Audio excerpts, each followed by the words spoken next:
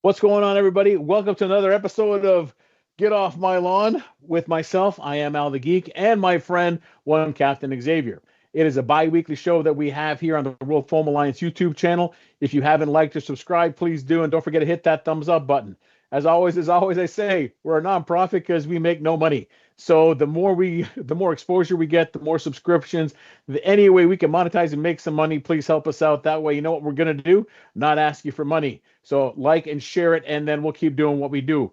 If you don't know, the goal of the World Foam Alliance is the realization that there are so many of us out here that have dart blasters, Nerf guns, have wars or otherwise, and still have no way of knowing that you have so many people in your backyard, in your county, in the village, or even in the country that you live in. Like this, we're going to create that network so we can find out where everybody is, connecting everyone, so therefore we can all experience and have the great fun that we do with our wonderful and fun hobby. With that said, we do the bi-weekly show. It is Get Off My Lawn, where myself and one Captain Xavier just talk about everything foam flinging related. Now, with that said, today we do not have a guest. However, today's going to be an interesting show because we did have one Captain Xavier go down to St. Louis for Mall Mutation Madness. He experienced that. So basically, a lot of our shows are going to be talking HVZ, his experiences at Mall Mutation Madness, and everything that spurs from it. So as always, since he's probably going to be doing a lot of the talking today because he was there, I'm going to try to monitor chat a little closer and better, and therefore we can field more questions than we sometimes do not. We love to talk to you and field it, even though sometimes it doesn't seem like it. It's because we get caught up pontificating, discussing, bitching about certain things that we forget to check what you all are saying. So today I'm going to see if we can include you all more so you don't feel left out, but then also we can get the full experience of what happened at Mall Mutation Madness. We got Andy Verk in the chat. We got Domochevsky in the chat. We got all the cool kids, man. All the General cool Strife, kids, as always. There was no guest tonight. No. Interesting. I don't know what happened. Did we send out money? Are we doing something surprise that I didn't know we're doing? I don't know. As far as I can tell, or is it just one of those where they actually showed up, which is great? Who knows, man? Who knows anything? Couldn't get a guess. We tried to get the guy who runs Mall Madness, but he's probably still in a coma.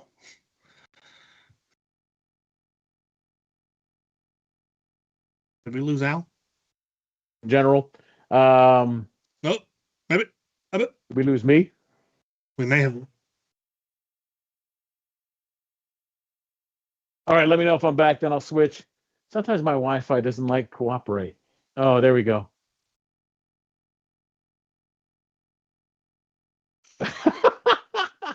All right, let's try something. Hold on. In the meantime, yes, I went to Mall Madness, and it was awesome. Last one was 2 years ago. They've decided to do it every 2 years instead of every year, and I think this is a good choice because it is a hell of a thing. It takes place in a mall in St. Peters, Missouri, just outside of St. Louis, in the Mid-Rivers Mall. Starts at 10 p.m., runs until 4 a.m. It is an absolute slog. It is amazing. And they changed a whole bunch of things from last year, and every single thing was good.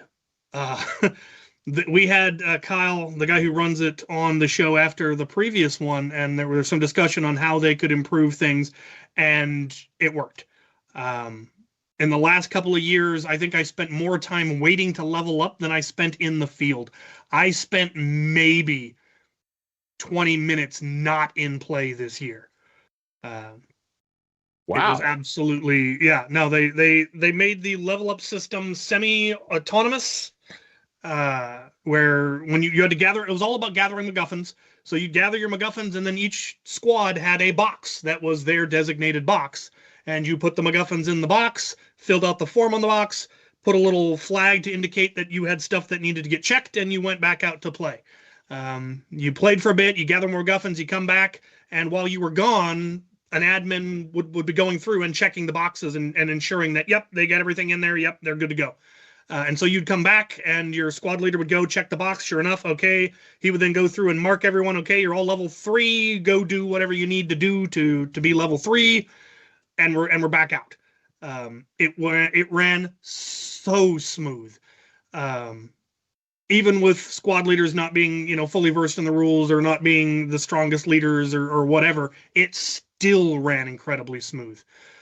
There were no major game stoppages. There was one for a potential injury that lasted a couple of minutes. The person was fine.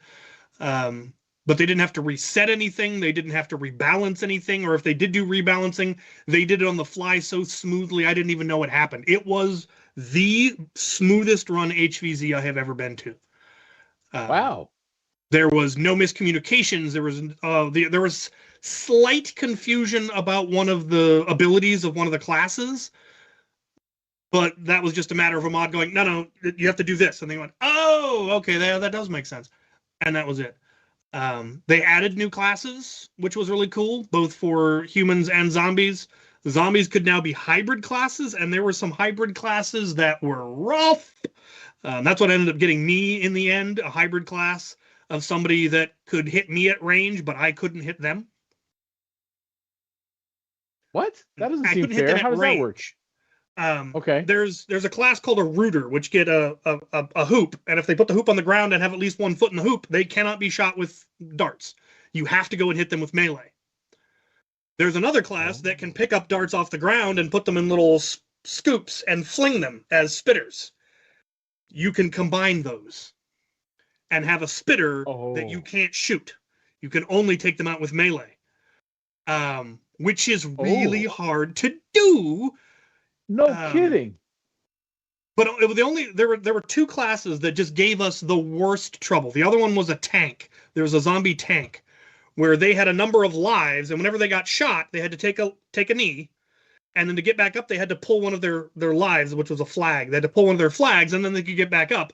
They got 1 step and 1 swipe when they got up, and then if they were shot, they had to go back down again. But they could stay down. And as long as they were down, there was nothing you could do. You couldn't shoot them. You couldn't melee them. The only thing that could take them out was heavy ammo. So they introduced heavy ammo. So there were Mega XL and rockets could be used to take out anything. If you got hit with Mega XL, just go respawn. There's no ifs, there's no ands, there's no questions. You are respawn and go. But those are the Mega XL ammo was very expensive. And so nobody had enough of it.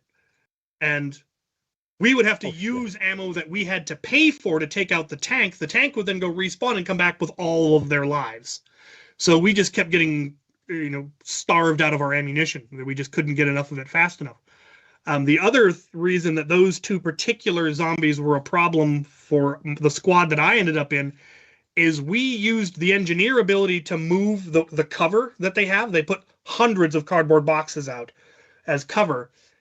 We used all of the engineers to pull all of the boxes into one hallway and build a fort with 4 tiers of defense. There were 4 walls that we could retreat behind.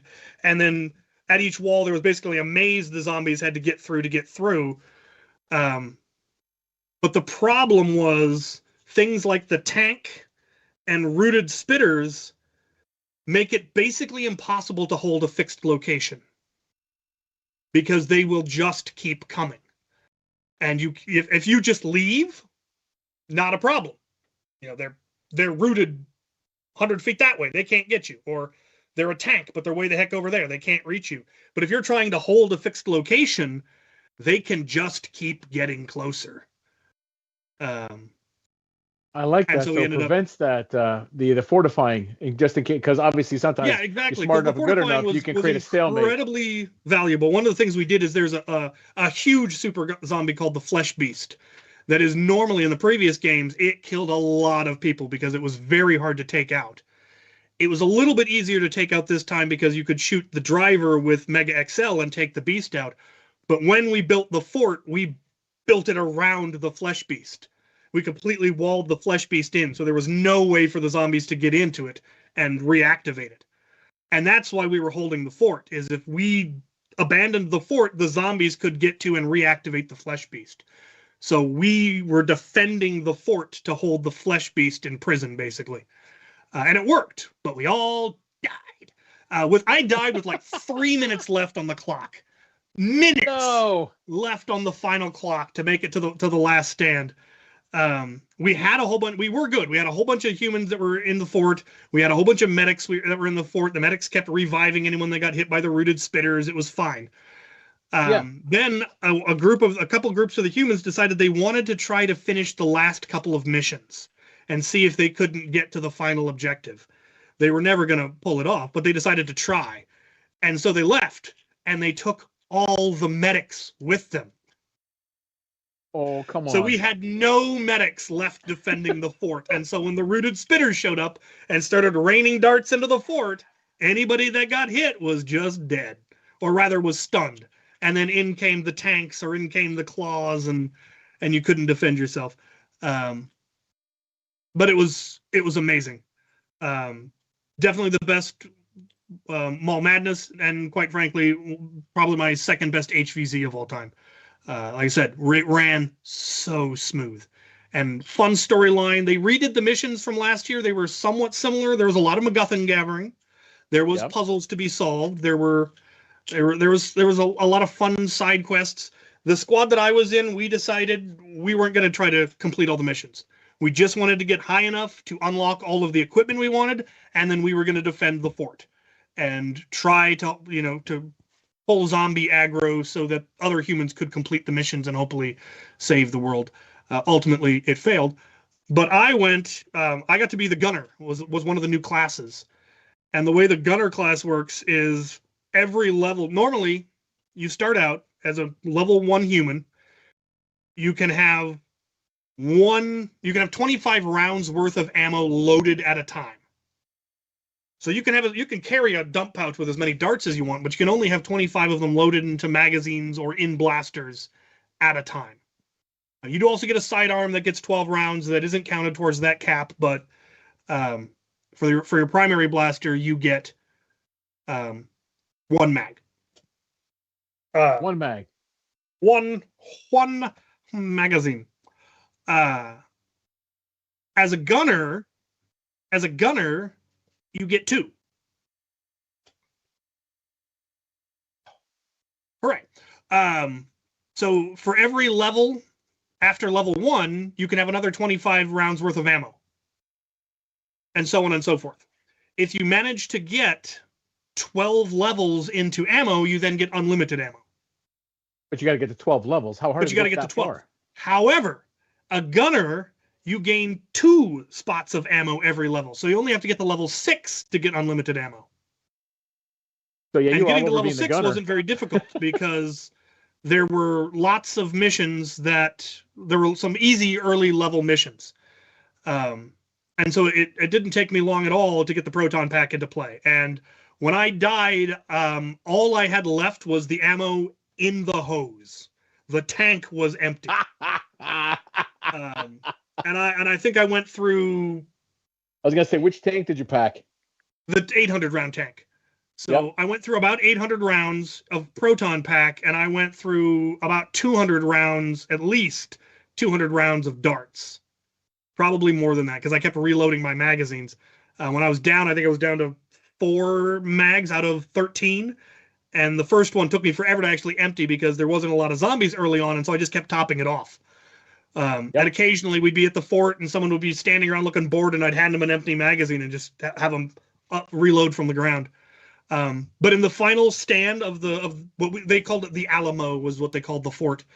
I put out 1,000 rounds in our final defense, and I'm happy about that. I would have liked to have made it to the last stand, but I'm okay with how I went out. Lance was a medic and saved me so many times. There were so many times that I got wounded and he got me back up, or once he got to level 6, they have the ability that as long as the medic has their hand on your shoulder, you can't be tagged. The medic can be tagged. So he got tagged a couple of times by like spitters or rushes where they took him out, but because they couldn't take me out, I was then able to kill them all. So is he allowed to kind of like shield behind you or he's got to stand? That was the thing, is like we were in the fort, and so I am right up against the barrier. I'm just showing, and only thing you can see of him is his hand on my shoulder. He is down bunkered behind cover. Just boost, for the record, boost. this is no knock on you, but you and I make better walls, and Lance is about this thin, so that's perfect. Yeah, it worked out well. We had a lot of fun. We just hooked up with a random squad that needed people. There was a group of 3 of them, and their whole mission was to build the fort and then defend it. There were other groups that were actually trying to complete the final objectives. Next year, I definitely plan to try to bring as many people as I can, and again, try to push for a human victory, because there's never been one at Mall Madness. Haven't even been close. But then remind me again, what's the limit and were they sold out on participants? The limit for the space is 200. There just is not enough room for more than that. And honestly, this year they came in about 130, 140, and it was the perfect amount. 200 last time was a little too much. It was crowded. This year there was a lot more. It just felt like there was more room, and there, as a result, there seemed to be more action. Honestly, that makes sense because you can move more. All right. Next year. I'm honestly considering going fighter, which is swords, and going sword and shield. So I don't have to, pack all of my gear. I can just bring my machete. Yeah. Well, that's the thing, because so many HVZs, unless you guys doing it boards, there are not that many options or opportunities to do that. Yeah, most don't allow it. This one, anybody can have melee, but you're limited to a certain number of melee per squad, and the melee takes up equipment slot, and you only have so many slots. By the end, I was able to unlock a sword, and it absolutely saved my butt several times. Wait, you know how to use a sword? No. I do. No. What was really sad was all the people who clearly had absolutely no idea how to operate a tower shield. You'd think it'd be fairly straightforward, but and a bunch of humans managed to get to full size. 4 foot by 2 foot tower shields, and still got taken out like mooks. You know what? Now that you say that, I'm questioning my ability. So off the record, I may request a simple tutoring class on how to use a tower shield, just so I fall in the category of not completely hopeless. Yeah, there were a couple of people that when they got taken out, and like, I feel safer now that human is a zombie. Yeah, I get there were those that. moments where, like, somebody went out and was doing something incredibly stupid and reckless, and other people behind the fort were like, "Should we go help them?" And you're like, "No." Stupid humans make stupid zombies. There's definitely that. There's definitely that. No, we are not risking our more people because they're being an idiot. That's just not a good trade. God, no. Oh my God. A bold squirrel? Hello. How's that for a name, man? I have seen the Lego Goonies pirate set. But of course you have. Keep abreast with all things Lego. Let's take a look at the chat. What's going on in the chat? Somebody is prepping for a colonoscopy. That is definitely information we needed. Who said that? Respawn blasters. Dude, good luck, and that sucks. Hope it goes well. I'm of the age where I should do that. Anyways, but that's not today's topic. But actually, side note, I've been doing physical therapy for my shoulder, because when I was at RAG, helping carry stuff on the Saturday or Sunday, man, dude, my shoulder, something was wrong with it. So I've been doing physical therapy, and it's doing better. I'm trying to limit to like 1 surgery a year. So I got a hip fixed, and I've heard shoulder repair is not as easy. So I'm just gonna fake it till I make it, and PT is working well. So let's go with that. All right. I had a lot of trouble with my left shoulder for a while. It's finally settled down, which is nice. Dude, if you get the chance, man, and if insurance will cover it, PT, because they work through, like, my range already just after 2 trips is much better. And it was kind of sad for a little bit. There you go. Kids following at home, physical therapy, it works, man. Don't be afraid to do it. Yeah, man. Nuts. So then, What did you bring? What was your standard loadout? I'm guessing it was your usual one. More or less, because you did get a sidearm, so I brought a hammer shot because I always bring a hammer shot. Yeah. I did also, I printed using my new Bamboo H2S. I printed the Mayday Mark II, which fires Mega XL. And I did should get we to take use this it. opportunity before you get that far? You want to let people know what you got from Bamboo, why they gave it to you. So it's the happy plug that they'll probably like. Yeah. So to shamelessly plug a couple of things, I had the most magnificent pair of offers come in. So back when Gatling Tommy first built the original Moab, he reached out to a bunch of people. I was one of the people he reached out to because I'm the minigun guy. So if you're going to make a minigun, send it to the minigun guy. Ultimately, send it to Walcom, which is probably the better choice for a variety of reasons. I did get to go play with it. We did break it. It was fabulous. He was selling them fully assembled for like $5,000, which is their worth, but nobody has that kind of money. So he started a Kickstarter to make the hardware kits available, and then you just have to print it yourself. But it's 30 days of printing. The blaster itself isn't that much, but 500 shells, 500 links, and an enormous feed chute is a lot. And it's like 10 rolls of filament or something. So it's still expensive and it's still a lot of printing. But he reached out to me and said, hey, would you like one of these kits? I'm going to do a Kickstarter. I'm sending kits to some people. I offered you the Moab originally and you never got to have it. Would you like a kit? I said, absolutely. And then I realized I don't have any printers good enough to print the Moab. I have some ancient FlashForge Creator Pros that I got from out of Darts. They're great, but I absolutely would not want to try to print the Moab on them. It would have been horrific, and it would have taken me way more than 30 days because I'd have to print every part individually. And some of the parts I don't even think would fit on the printer. However, I agreed because I've been meaning to buy a Bamboo printer anyway. Everyone said they're magnificent, they're great. Out of Darts, switched to all Bamboos. Everyone has a Bamboo. So this was my excuse to finally pull the trigger and get, one of the lower end Bamboos, and it would still take me a lot longer to print it, but sure, why not? And then Gatling Tommy reaches out to me. The last thing he needed was my phone number so that he could ship the kit to me internationally. And I send him off and I lie back down and I get another email. This email is from Bamboo Labs. Would you like an H2S?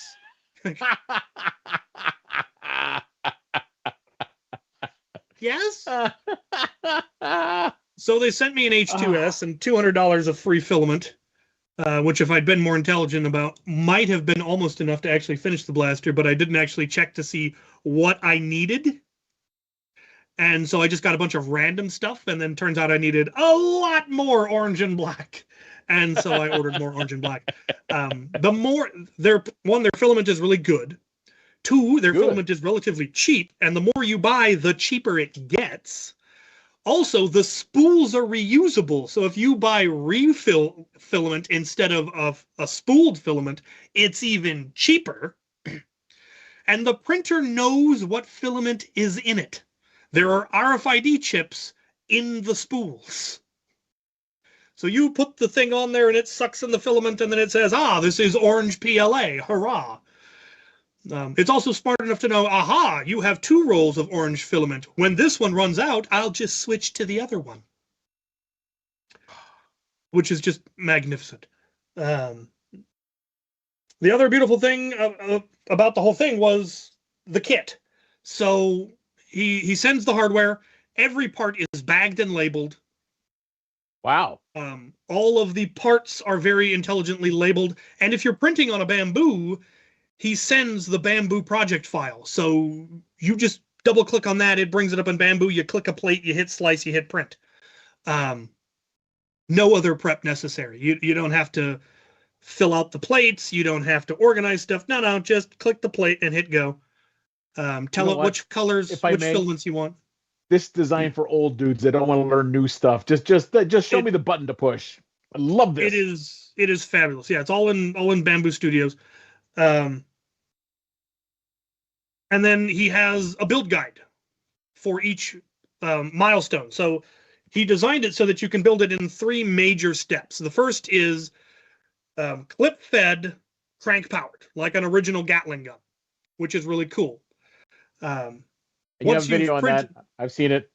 Yeah, it's crank. It's adorable. You really should have it on a tripod, which I didn't realize that the blaster has a tripod mount built into it until after I'd already moved on to the next milestone.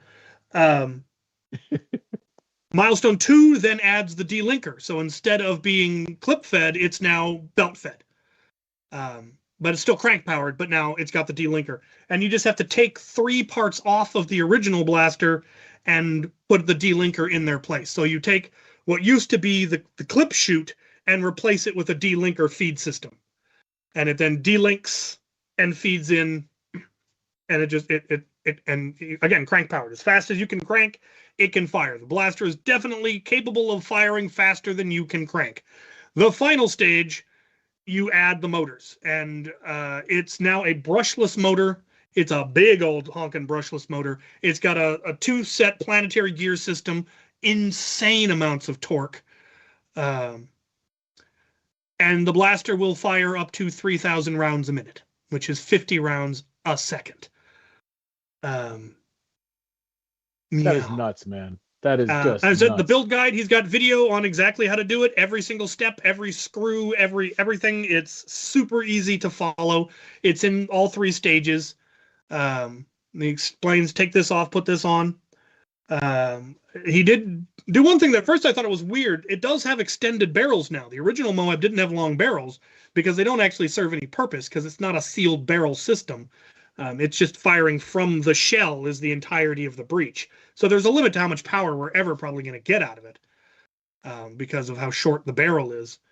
But people wanted the long barrels because the long barrels look cool. They are just going to cause drag and are just more print, but it looks so much better. But they're held on with magnets. Really? Yeah. And at first I thought that was really weird, but then he explained that because of how much torque the motor has, if you got your fingers caught in those barrels, it absolutely would break your fingers. Oh, that makes a lot of sense. And so he basically made the barrel breakaway so that if there's enough force for it to break your fingers, the magnets will give out first. Problem is, if you turned too quickly, the barrels would fly off. So I improved it a little bit. I made it a little bit stronger. I'm not going to be using it around small children who are likely to grab the spinning barrel, but you never know. Yes. So far, I've printed 400 shells. I need to print another 100 at least, but it takes 14 hours per 100 shells. Dude. I also need to print 500 links, and I need to print more of the feed chute. It does come with a 3D printed backpack to hold the shells, but I didn't want to do that because that would be another 3 days and 2.5 rolls of filament. So I made my own backpack. You do that? No, come on. You've never done that before. Wooden plexiglass and screws, and then had to redesign the lid. Old school, but it's then inside a rucksack. So you can show the rucksack. We shouldn't get dinged for that. It looks lovely. This is my pack. It should hold a little more ammo than the 3D printed, but not as much as I was hoping. I estimate it'll hold about 650 rounds, and I'm hoping that it's possible to actually reset the ammo counter. That was one issue I did run into, was being left-handed. I naturally wanted my Moab left-handed, and so I had to mirror every single part in the blaster, or every non-symmetrical part. I had to mirror and then print, and it works just fine. It didn't mind one bit. The only problem was the ammo counter was counting up instead of down because the barrels are spinning the opposite direction as it's expecting. And so I had to reach out to the designer, and he gave me fresh code, and it fixed it. So now it works perfectly. I'm not going to show it on this stream. It would definitely get us taken down, especially if I actually fired, because it makes a lot of noise. See, if it was Andrew's stream, he could be sitting there shooting things, and they'd be like, "Yay, go Andrew!" I don't know what's up with that, man. We mention it, and it's like we're toast. A question about the backpack, which we can still talk Yes. about and show. So then the link, there's no actual motor actually in the backpack or anything. You just It got just to get the pulls. link up and feed through, but it still just pulls from the main Yeah. blaster.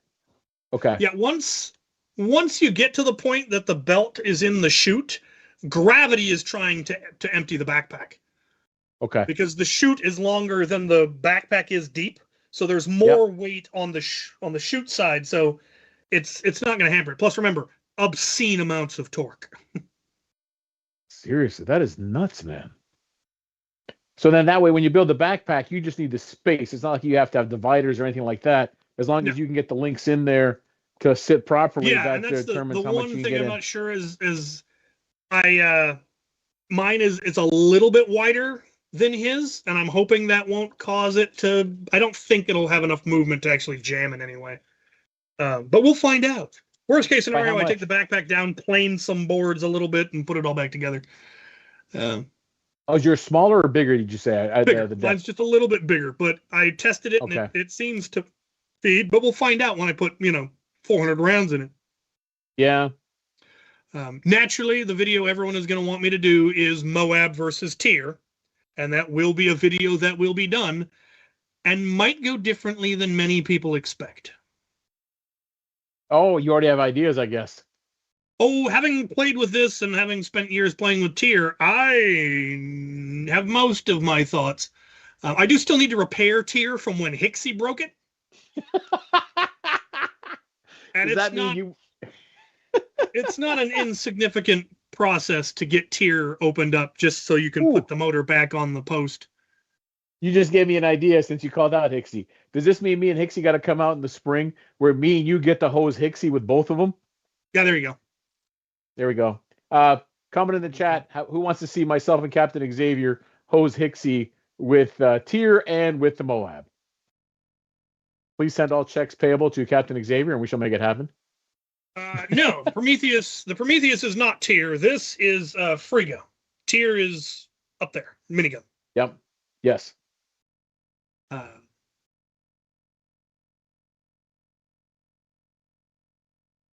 Absolutely. What else do we got going on? What do people want to know? What are they saying? Let's see. Ready to gear up for the next HVZ. 50 seconds. Yep, 50 rounds per second is insane. Yeah. Yeah. So no, the dart does not hold it. They are actually in shells and with proper disintegrating links. Yeah. So the links are held together by the shells. The shells clip into the back of the link to hold it in place, and then the dink linker pushes them out. It's kind of interesting. The links start falling out of the blaster before the blaster starts firing. Love it. Because it delinks and drops the links, and then the shells get fed into the firing barrels.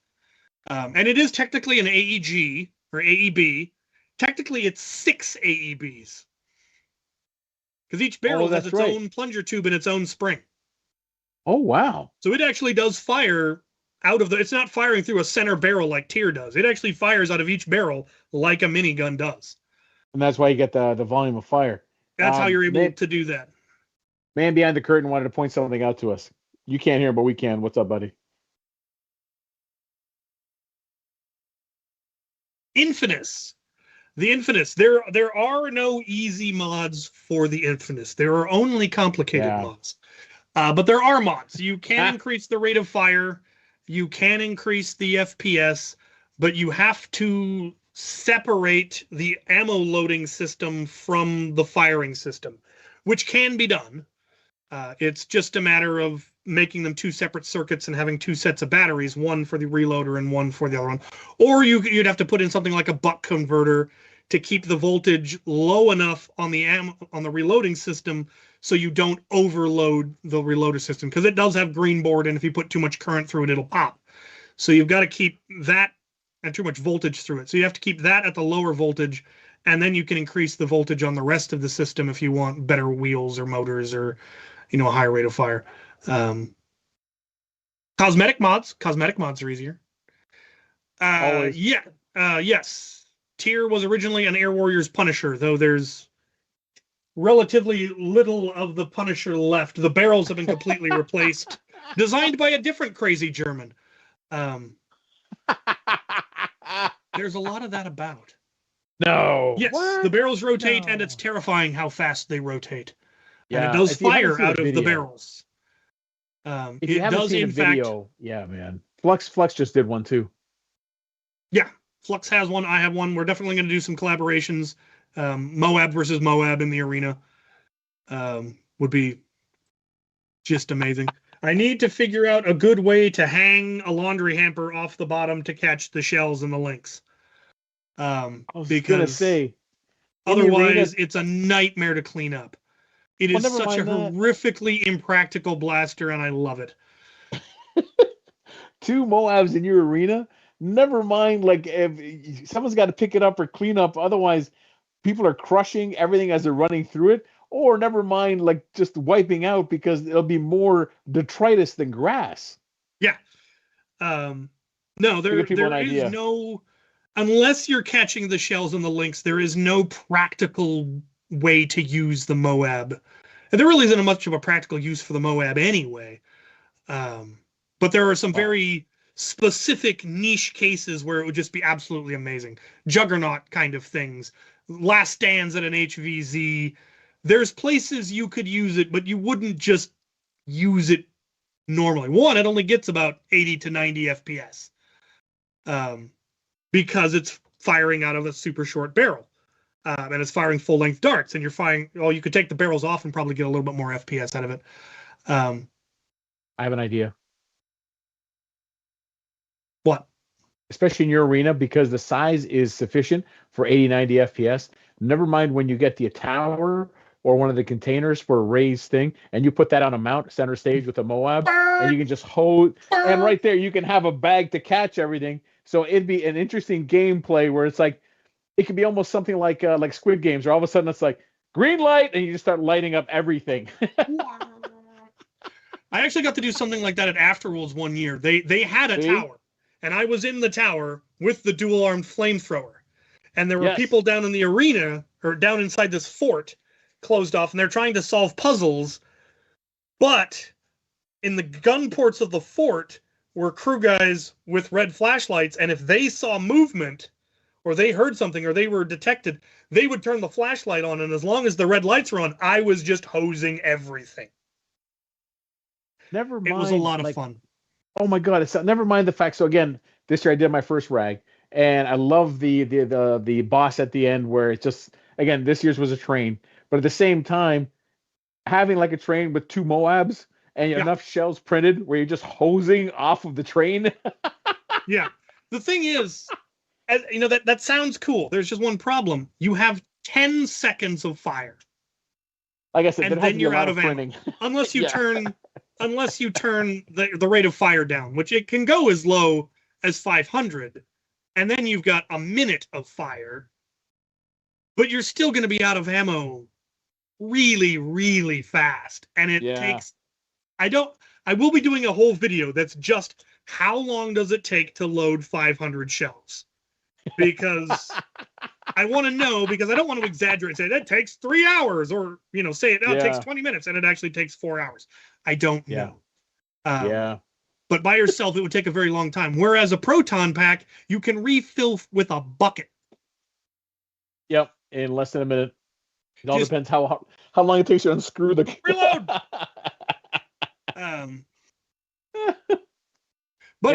But speaking of the boss at Ragnarok, the one a couple of years ago, the pirate one, Walcom brought his Moab to the final fight. See? And he did have a basket that was catching the shells, and he was just hosing the boss with, 50 rounds a second. Yep. There are uses. There are uses, especially when it's shock and awe fun, man. Somebody just pointed out, it takes 14 hours to print 2 seconds worth of fire. Think about that. 14 hours gets you 2 seconds.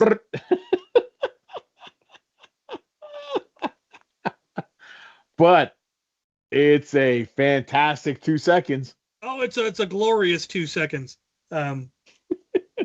Another place where Tyr definitely has a leg up. Tyr has a built-in bazooka. Yes. The Moab has no bazooka.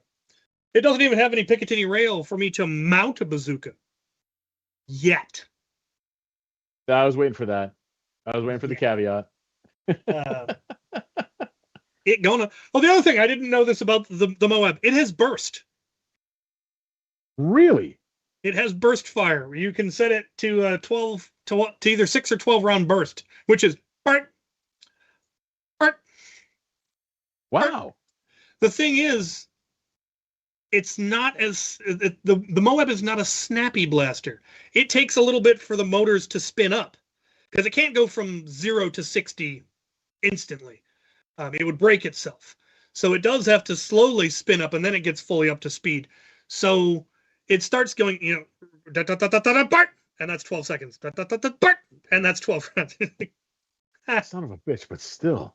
It's so cool. No kidding.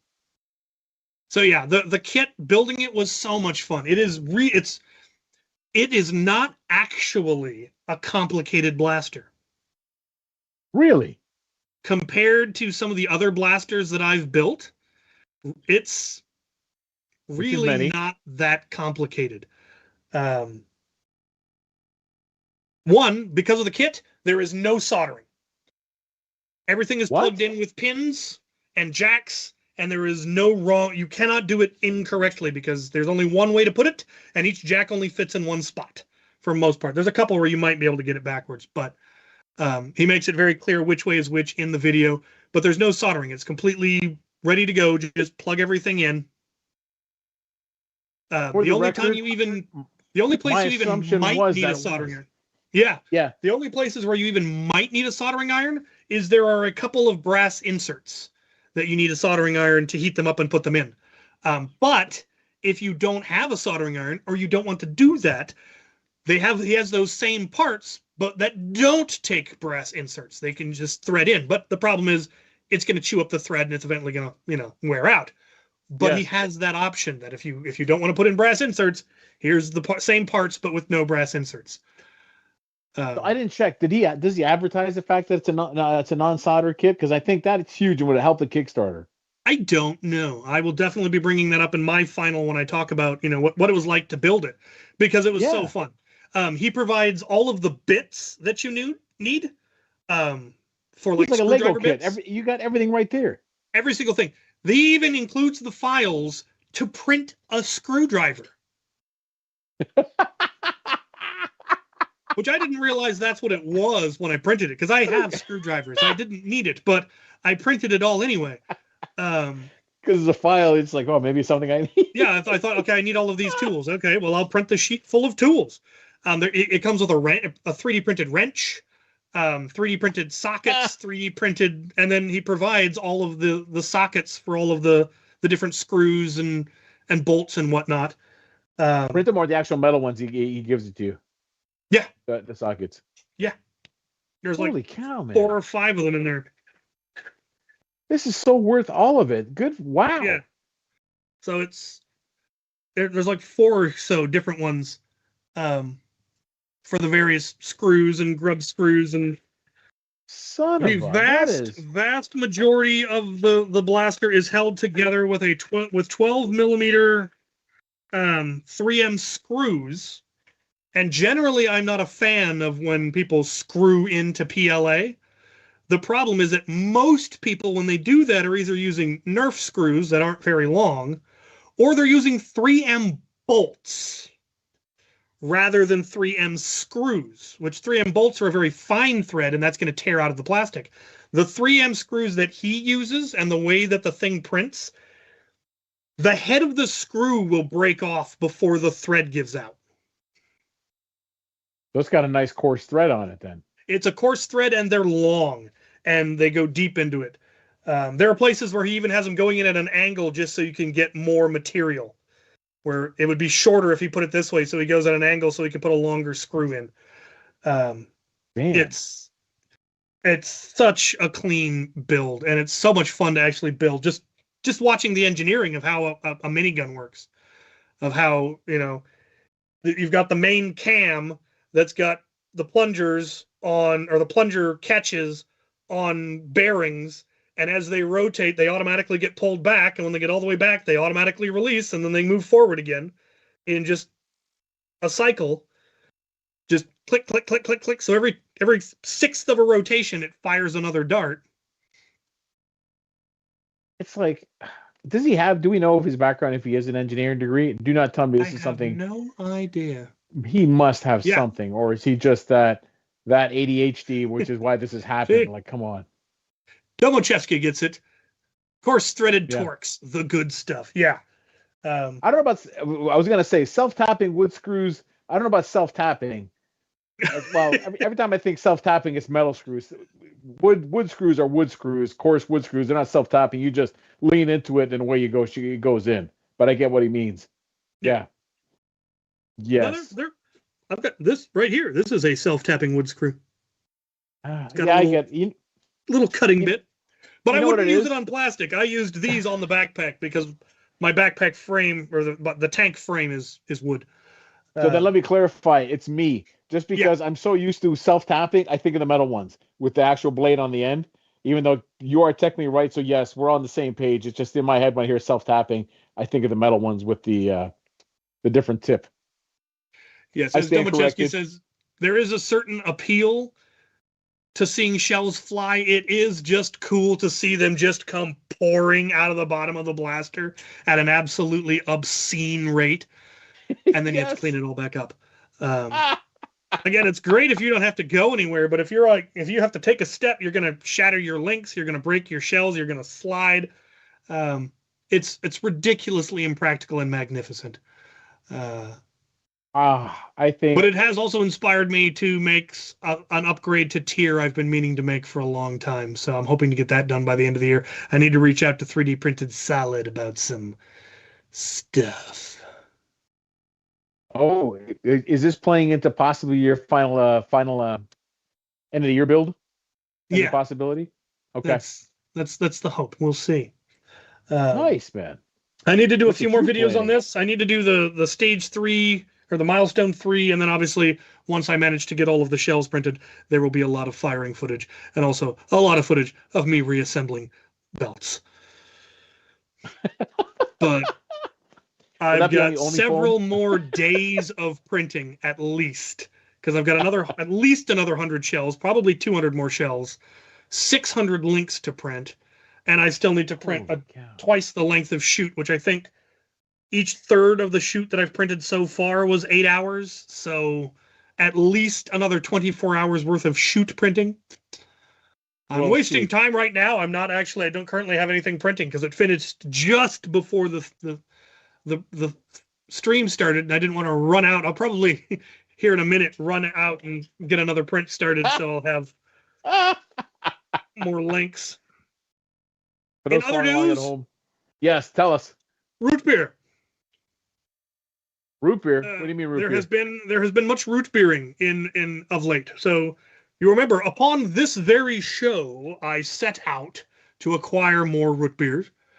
Yes. Do you remember how many root beers I had at that time? I was going to say 60 or 70. 60, yes. I had 60 root beers, and that was in what, May? It was before Mayhem. That's right. It was before Mayhem. It was just before Mayhem. I had 60 root beers. The 4 that arrived today have put me at exactly 200. You know what? That is just a testament to like the people that follow and listen. You guys are amazing. Thank you for that. Well, these I ordered myself, but I did get many a root beer from people. I got a whole bunch at Mayhem. I got a whole bunch at Survival Fest. Yeah. I did get some at Mall Madness, but they were all ones I'd already had. This weekend, Lance and I went on an impromptu trip, for Z13 or Z13 in Detroit. Yes. I was given a couple of root beers that I had not had, and then we snuck across the border to Canada to a soda shop that had a bunch of root beers and sarsaparillas that I didn't have. And then this weekend, Lance and I went on a last-minute impromptu trip to British Columbia, up to Vancouver, and we hit a bunch of microbreweries on the way that had house root beers. Wow. Dude, and then in Canada twice in 1 month, man. Are you trying to defect?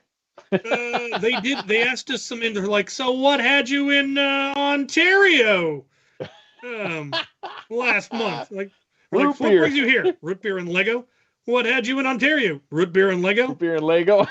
Are you sensing the trend? Yes. So I picked up a bunch of root beers there. We also got the Canadian generic root beer, President's Choice root beer. Oh, that's yes. I got a bottle of that, and I got some other canned ones. See, I realized that at first I was limiting myself to bottled root beers, only bottled root beers, because I didn't want cans or plastic bottles in my collection because they look trashy. And I realized that I was being elitist and snobbish, and I generally don't hold with that sort of behavior. So what am I doing? So I expanded the collection to any root beer. However, if it doesn't come in a glass bottle, I will make a label and put it on a glass bottle. But of course. So that the collection will look nice. Cans, on the other hand, I have just started collecting cans. Because people gave me some really good root beers, but they were in cans, and like, well, what am I going to do with this? In some cases, the label was a sticker on a can, and I was able to peel the sticker off and just put it on a bottle. Wow. But then I got somewhere that's not an option because it's printed on, and you're like, well, I could make a bottle label, or I could just have a separate section where I have the cans. I also then branched out into like the generics. Like I don't have Sam's Choice yet, or is it Sam's Choice? Yeah. Sam's Club?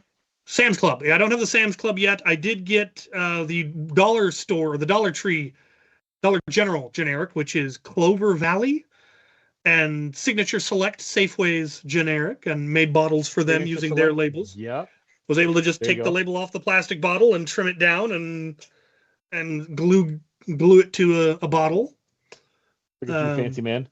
And then for all of the microbreweries, none of them, all of their root beers were on tap. So there wasn't any way to get either a can or a bottle. So I got to make labels for those, and they all have really cool looking labels. Every microbrewery has an awesome looking label. So I was able to make a whole variety of really professional looking ones. And it all came out looking really cool. I've had some good root beers. I've had some not so good root beers. How was the PC root beer, the President's Choice? I'm curious about that one. I haven't cracked it open yet. Okay, because that one, President's Choice, it's a discount brand. Some hits and some misses. So that's the one I'm curious about. See, I suspect deep down that Signature Select, Clover Valley, and President's Choice are probably all identical. They just put different labels on them. But we will find out. What? Because I haven't tried the President's Select or President's Choice yet. The Clover Valley and the Signature Select definitely tasted the same. It was a decent root beer. But well, remember at my house when we were doing the root beer tasting, and we ended up creating a whole Molotov cocktail of all the leftover root beer we had. We did that again in Detroit. And what did it taste like? We determined that it just tasted like A&W. There it is. See, A&W is just the average of all root beers. Yes. Builder BB wants to know if you have a book list of root beer tasting notes. I do have a list, and some of them I have taken notes on. I didn't even start taking notes until about halfway through. And so some of them I do. Generally, I'll make a note if it's a good root beer, and I should try it again sometime. I've been meaning to make a video on my channel where I call for send me exotic root beers and then post the list of the ones that I have, so people aren't sending me root beers I already have. And if you do manage to send me a root beer I don't have, I will send you a button. If I go to events, if you bring me any root beer, I will give you a button. If you bring me a root beer that I don't have, I will give you a bigger, fancier button. If they bring you snacks as well. I have a different button for snacks. Yeah. See? I didn't see the snacks. What's the buttons for snacks? Is it just the logo? It's just my logo. Yeah, it's just my logo. See? There you go. Speaking of my logo. What do you got? Moab barrel?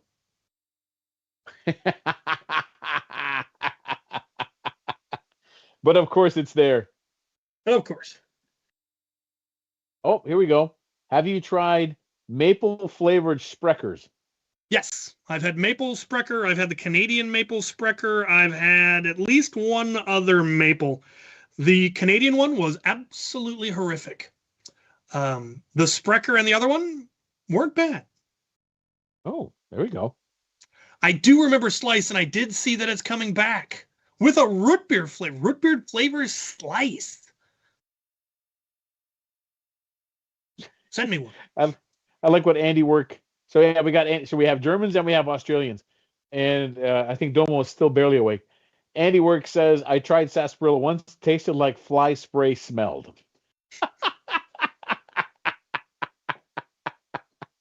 maybe the fly spray was sarsaparilla. No one just told him that. Yeah, I go with root beer, birch beer, and sarsaparilla. I consider those all to basically be interchangeable. So Makes sense. all of those are acceptable within my collection. When I completely run out of root beers and no more root beers can be found, I may branch into cream sodas, because a lot of the places that have a bottled root beer also have a bottled cream soda. Yes, I think do. I've got one in the collection currently. I think I've got Stewart's cream soda or something. I do have a Sprecher cream soda bottle, but again, I don't count that. The one I found I really don't like the butterscotch root beers, but I like anything that's honey based. There we go. You've had enough of them you should have figured out by now, like what you don't like. That makes sense. As for those following along at home, as you can tell, this is very much a foam-flinging Nerf channel, which is why we've been talking about root beer for the past half hour.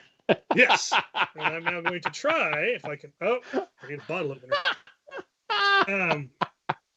I picked up some bottled A&W in Canada, and I'm curious if it tastes any different than the bottled A&W I've had before. Not that I'll be able to remember. True. It might be different.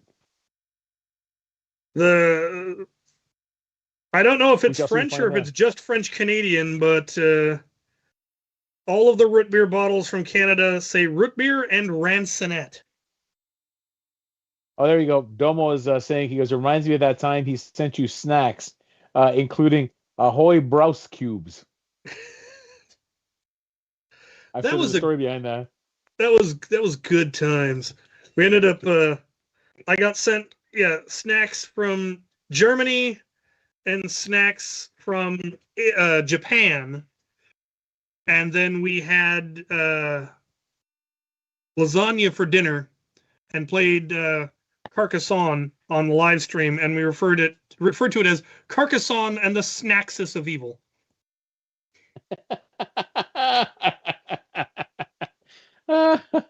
Nice. Ooh. There you go. Someone says, where to go? Oh, build a bottle opener into a blaster. Actually, there's an option.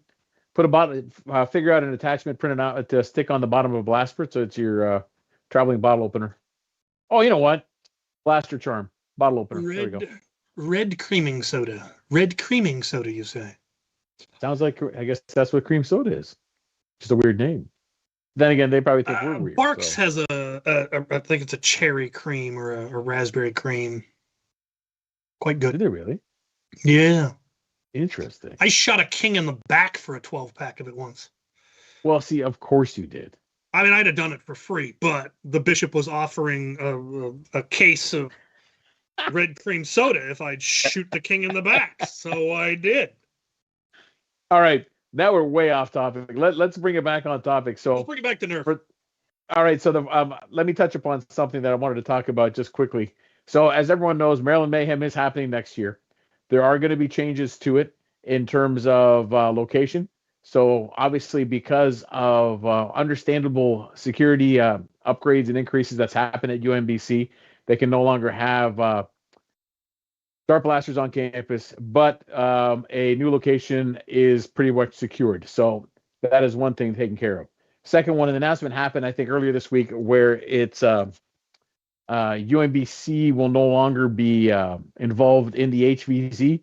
just because of they've both taken their own paths, and it's. By the way, this is not. There's no drama in this. It was a mutual understanding, and this is how it's going to happen. But then, as a result of it, the overall Maryland Mayhem and our very own Andrew, aka Dart Sweep, will be part of that group that hopes to, and he has some ideas, putting together the HVZ that will happen, and again, a different location, different place, especially after attending RAG and a couple other things.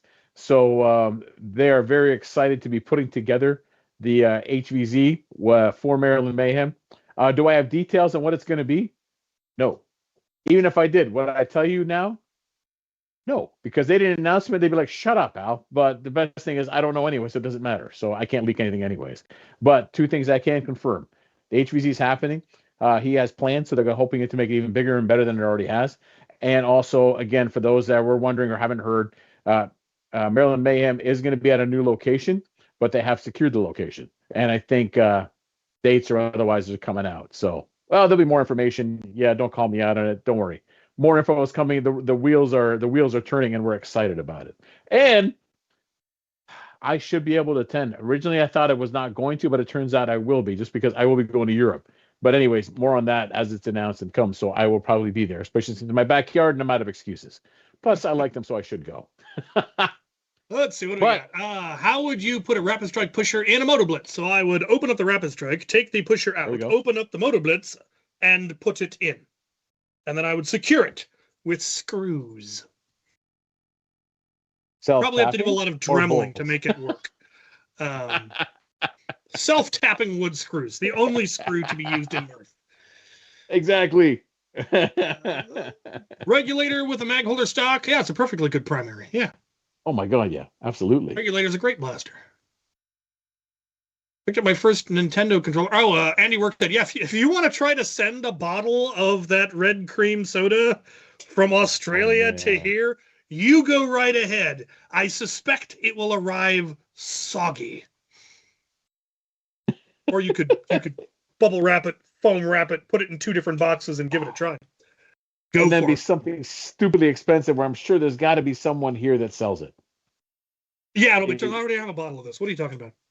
Yeah, got to be. Somebody said they had a honey-based root beer in their local Menards. What brand is it? And send me a bottle. Wow, at Menards, don't mess around. Most hardware stores carry a variety of root beers. I've every once in a while I'll go into an Ace Hardware and they'll have one I've never seen before. Shut up! Really? Yeah. I'm looking at the wrong sections at Ace Hardware. Clearly. Yeah, they're usually somewhere near the register, but I should pay more attention. There was a power outage recently that killed my internet, and they have actually, in getting my internet back up, they've made it better than it was before. Really? Yeah, I never actually had full gig fiber speeds, but today we actually managed to hit close to gig fiber. The downside is that in the power broke the power over Ethernet that the receiver, the optic receiver on the outside of my house, that quit working. So I wasn't getting power. So I ran a power cord out and just plugged it into AC and it came up. But then it had also apparently killed my switch that they had provided. They gave me a new switch today. It doesn't work. So I clearly just need to buy an actual good PoE switch. They will probably end up replacing the box on the outside of my house. They had like 25 of those boxes die in the storm this weekend. Wow. Which has been a problem. Weber's root beer. No. Weber's. Send me some Weber's. I don't think that's even on my need list, much less my have list. Let me check my file, my spreadsheets. Yes, I'm that kind of nerd. In the meantime, was the announcement? Weber. Oh, the announcement happened over RAG, but then obviously Dates for Survival Fest released, and it's actually happening over I think Memorial Day long weekend. And again, it's in Athens, Ohio. And if those who haven't been, Athens really is a great place for HVZ. It's just the location and everything they put into it. If you get a chance to go to it, go to it. We went last year, and it was so much fun. The town is built on it. Again, the fact that HVZ continues during lunchtime if you have your bandanas out, and it's not a big town. And if you're sitting at lunch at some place in town, be sure to have a window seat because I can guarantee you'll see someone run by with a bandana being chased by someone else with a blaster. That alone is worth the trip to Survival Fest in Athens. Lunchtime entertainment. And I know it's early for you, but I'm guessing. What do you think? You're going to go again next year, or there's still a lot up in the air, depending how it plays out? What? Survival Fest next year. Probably not. I'm wanting to go to places I haven't been every other year. Yeah, that makes sense. So I'd like to get to RIT. They keep inviting me. I'd like to get to Colorado. They keep inviting me. I definitely am going to get to whatever the one outside of Milwaukee is. Because it's like 2 hours from Wisconsin Dells, which is where the Root Beer Museum is. So of course you're going to that one. I almost went this year, but I only had like 2 weeks notice when I found out the event existed and that the Wisconsin Dells, you're like, I've got too many other events. I mean, I'm free that weekend, but I can't afford to do a sudden trip with no notice. Yep. No, I get it. Hardware Hanks has a house brand. I have had Hanks root beer. This might not be the same Hanks. If it's Hardware Hanks, maybe they just carry Hanks root beer because they're Hanks hardware, but it also might be their house root beer. And they had to come from somewhere. I'd send you a bottle of Woodruff Soldier, but Germany won't ship to America right now, and good for them, honestly. I found this out when I tried to order some Carcassonne expansions, which are made in Germany, and discovered they just won't ship.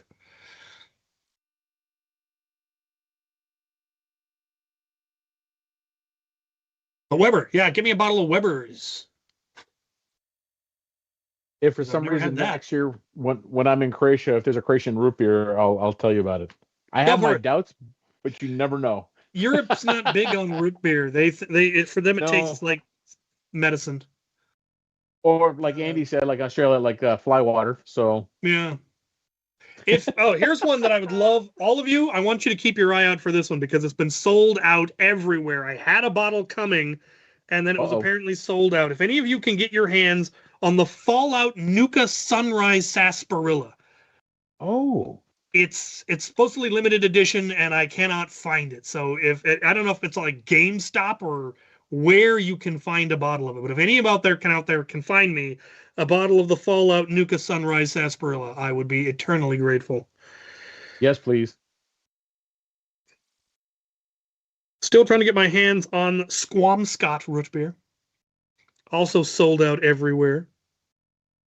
For those following along at home, so sometimes I make random facial expressions. It is the World Series. I'm originally from Toronto, so I may have the Blue Jays versus the Dodgers in the background. And when Dalton Varsho just hit a triple, and wow, what a triple!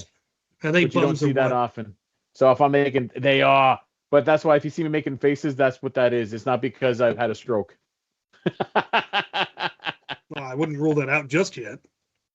Well, that's why this time I can verify it's not. However, that doesn't mean it's not implausible. If the game goes badly, you might end up popping a vessel. You don't know. I might. I might. So Jones soda. I guess I've got Jones root beer, and is there a Jones sarsaparilla? That sounds familiar. I think I've seen that. The Jones sodas. Yeah, they're fairly common. Oh, did we get a chance to talk about, since we're tangenting again, but have we had a chance to talk about your why I keep forgetting the name of it? Your shoulder-mounted bazooka, the Jericho. The Jericho. Dude, that I can Did you have it last time? Because it just looks like a plastic thing. Yes. My Jericho, that because of shells that I made, can now actually fire rockets like it should. That is awesome. I'm hoping soon. I'm getting very close to having produced enough rockets to do a short run of my rockets being sold throughout of darts. I'll be talking to them tomorrow, hopefully finalizing details. So overall, are you impressed with the Jericho in terms of what it cost and like everything else? Because it seems like everyone. Absolutely incredible. Yeah. There you go. It's absurd how powerful and how versatile it is. There's a couple of things I might have done different. And if the one thing I don't particularly love is how big the parts are. Because there's little things I'd like to change, but to change them, I'd have to reprint this whole monstrosity of a part. Oh. And I don't want to do that because that would be a lot of filament. I would have liked if it had been printed in smaller parts that were then connected to each other, so you could make small changes to it, modular changes. Well, considering the success of this one, there might be a Jericho 2.0. This is true. Again, we've not heard anything, but at the same time, you got a successful product and you have ideas. Why not? Yeah. So, yeah, keep going. Yeah, the versatility. It takes really big shells. The downside of really big shells is it takes a lot to print the shells. So having a lot of shells means a lot of printing, which is why I just made rocket posts, and then you just carry a lot of rockets.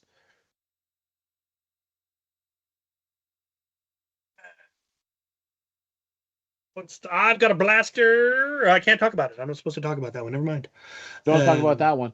What about, so then, of the shells you printed for the Jericho, never mind the rocket ones, which one do you like the best in terms of the current ones without the rocket ones that you just got? I like the 4-shot Mega. Really? And one that I want to make for it, because somebody mentioned it and you're like, oh, I do want to do that. I want to make a shell that fires an inordinate amount of ultra. Just so I can fill it with ultra screamers. Because that would be terrifying. Because those things really do scream. And if you could make a shell that fired like 12 of them. Yes. It would just be this screaming mass coming at you, and it would be horrific, and I want to do it.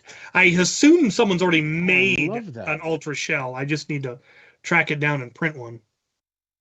So then the Mega round, it shoots 4 Mega. Have you put for the whistling Megas in it?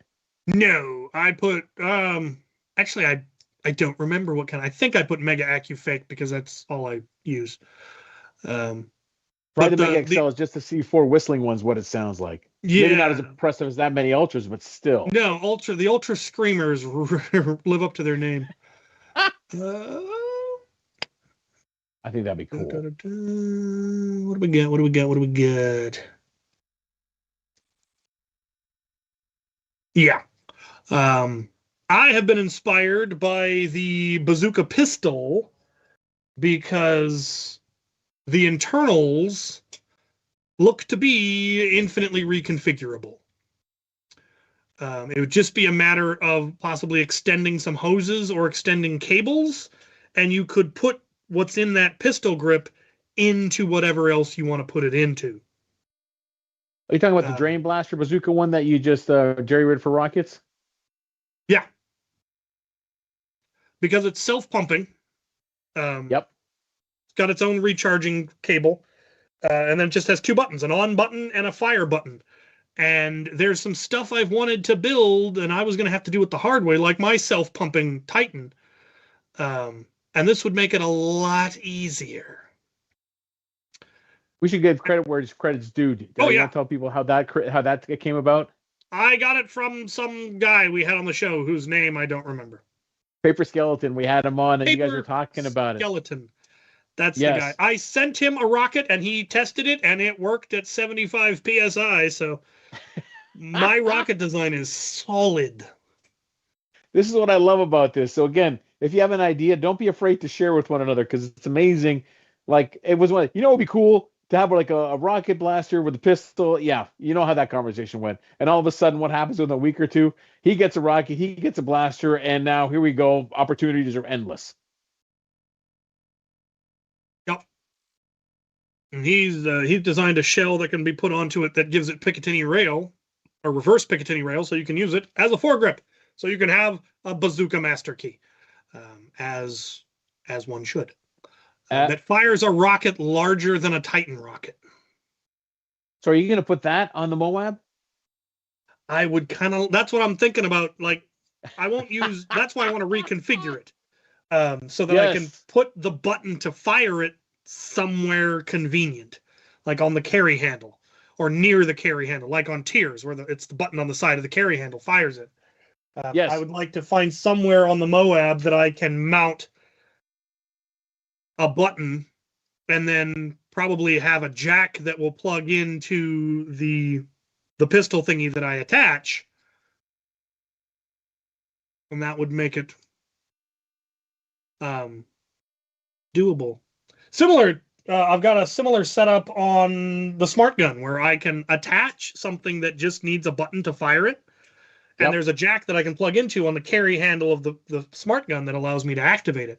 So like I can plug a Harrier into my smart gun and fire the Harrier using a button on the carry handle, which is absurd and ridiculous because the Harrier fires half darts and holds a mag's worth, and the smart gun is a smart gun. I have a shame, and I need people to continue to call me out on this shame until I do the right thing. I have had in a box over here on a shelf the 3D printed pulse rifle made by James Price, I want to say. I think we've that's been his talking name. about this for a year and a half, man. Yeah, and I still haven't built the bloody thing. And I have absolutely no excuse, no reason. I just no, you don't. And I got to see it. He brought one to Mall Madness, and I got to see it in action again. And like, God, I want that thing so bad. Why have I not built it? So luckily, you just saw it this past weekend. He sent the flamethrower assembled. So I remember that. Yes. My goal is I want to build the pulse rifle and the flamethrower, and then I'm going to need to get a curly wig and do a gender bent Ripley cosplay as I duct tape the flamethrower to the pulse rifle and go rescue a little blonde boy. James Davey. Will it be Lance? James will it be Lance? Davey. Are you going to make Lance dress up as the... He will probably be the little blonde kid that needs rescuing, right. And Rocket will get to be the alien this time. And we'll go back to Fort Flagler or Fort Warden and do it in the tunnels. Wait, don't you have an alien head hat or something like that? Or am I remember something? Yeah, there we go. And claws. All right. Yes, the memory has not failed me. Got alien head and claws up in the attic somewhere. Yes, shame. Right. Shame me properly. Shame.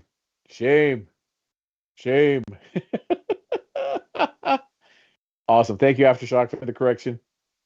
There are singled Jericho shells that have like B cars and P cars and whatever.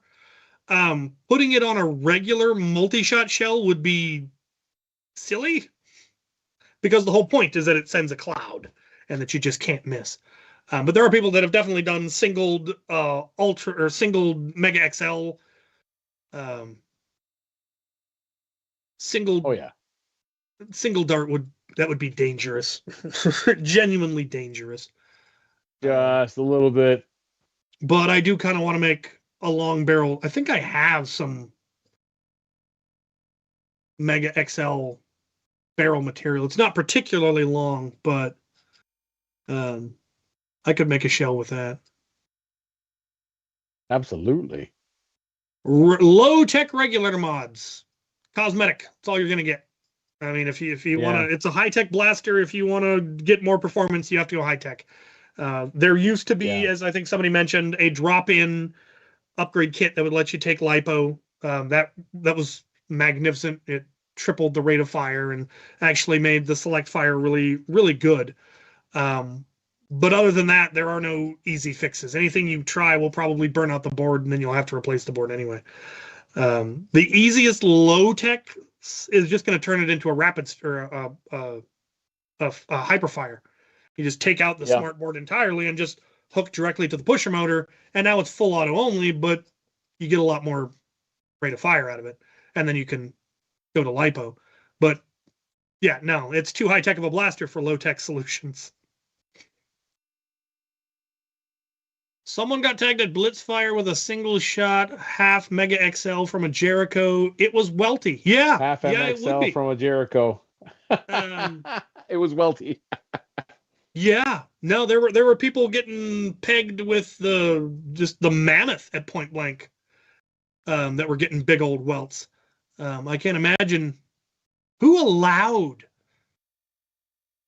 a Jericho. I mean, surely this was just for showing off. I can't imagine it was being used in a round because weren't there FPS limits? Yeah. I mean, you could do a flared magwell. There's, like I said, cosmetic mostly. Truth. There are options. Put a foregrip on it. Scope. Bipod. Bingo. Paint it. Bayonet. There you go. Paint it. That's low tech. Actually, you know what I put on the front of it to actually look different? The long shot front gun. Really? Isn't that wider than the regulator? It is a little bit just on the bottom, but it worked, man. I painted up a couple of them the same color, and it looked good. Yeah. It gave it a different look in the front end. And yeah, man, I just took out the handle. I took off the foregrip and just that. And it wasn't too bad.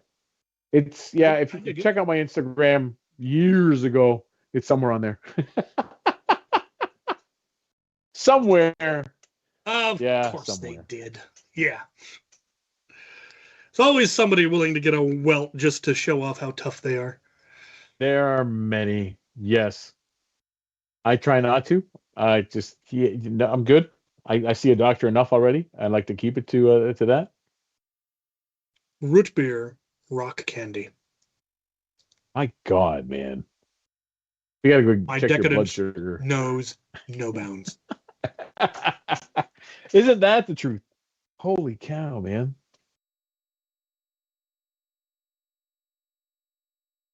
So then also side tangent, as many know, Etsy with its sweeping changes to try to go back to arts and crafts killed so many stores, and people still keep dropping. Like even Paper Skeleton, he just lost his recently as well, and it was just accessories and parts and pieces.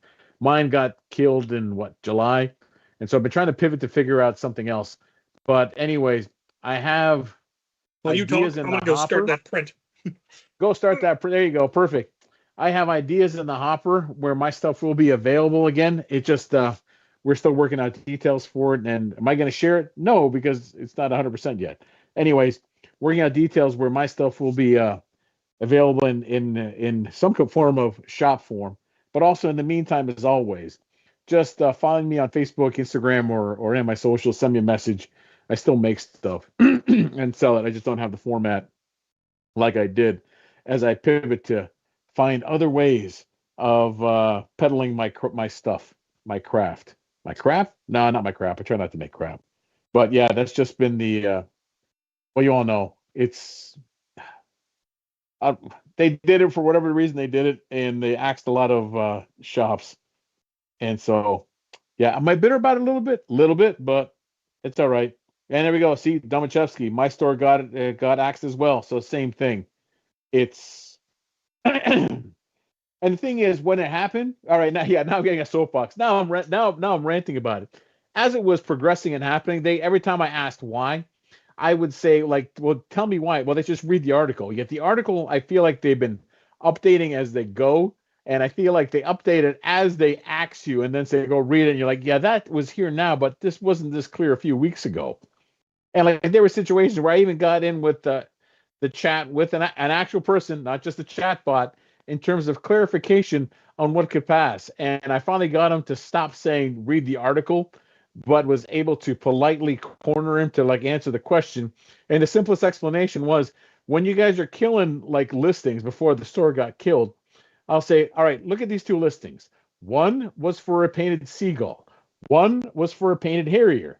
Now, all of us in the chat here understand the differences of it, but at the same time, when you look pictures of it, there are not that many differences. So when I called him out and said, can't you just tell me why this one is unlisted and this one is not? And God bless this kid, because I had him on there for a good while. And he finally said, he goes, listen, it's weird, My suggestion is just take out any kind of words or mention for anything that's possibly related to firearm and keep it as toy based as possible because it just seems to be random sweeps. And he goes, I have no good explanation for it, which I appreciated his honesty for, but at the same time, kind of gives you an idea of the chaos that was happening as they were striking listings, and especially when it was clearly like firearm or something else like that, but it was not, as so many things in our hobby can be. It just became like, what are you doing? What are you doing? And at the same time, as much as we're going to make this better how? I had a 5-star rating, God knows how many sales over 10 years. And you ask me because of your hard turn to whatever it is you think you're doing, whatever. Yeah, it's I'll step off my soapbox now as I stop complaining about that. Anyways, back in the chat. Anyone else have any questions or thoughts? Yeah, see, Domo, same thing. I even changed the text according to the suggestion of the chat person. Yeah, you did the same thing, and it didn't matter in the end. So, if you wanted to backpack feed half darts, you need to put them in shells. Yeah, most likely, just because when you're feeding like actual like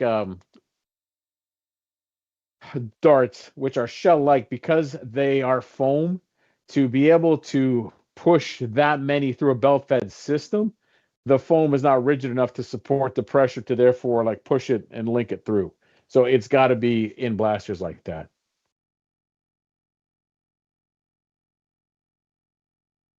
Etsy's new policy is an embarrassment. Yeah, I think they're trying to like just go back to it's just going to be arts and crafts things, and they're going to be wondering why they lost money. And then next year they're going to be layoffs, and guys are going to be some guys in marketing be like, "I thought it was a great idea." Is it? That's why. Go hit the bricks. Much like Hasbro. Hey, we have great ideas. Wait, why am I getting laid off? Because you're an ass. You should have thought through what you're doing instead. Thank you, N Strike. Did I say that out loud? What? No, who said that?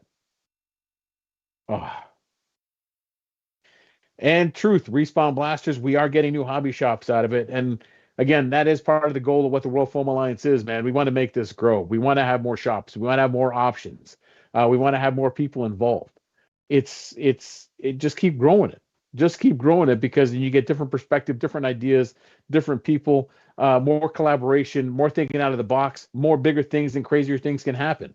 I laugh when I tell people like, actually, here's an interesting thing that happened to me. Some guy asked me, he said, "So wait, Al the Geek?" I said, "Yeah." So then, like geek as in like nerd or dweeb? I said nerd or geek. I can take. Don't call me dweeb. But again, older dudes, so different generation.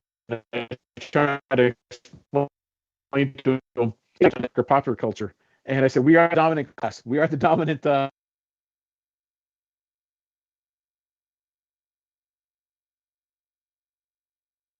don't know if you guys just lost me and I came back again.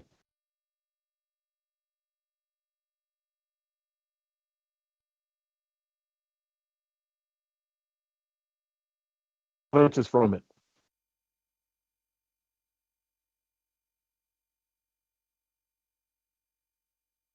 Are we good now?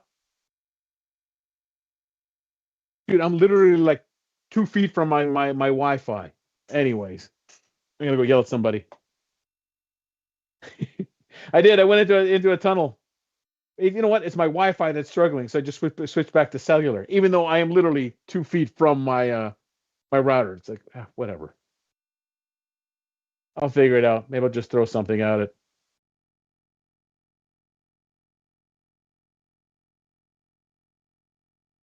See, well, I kind of feel like a cyborg. I have a metallic hip, so I am working my way to a half man, half machine.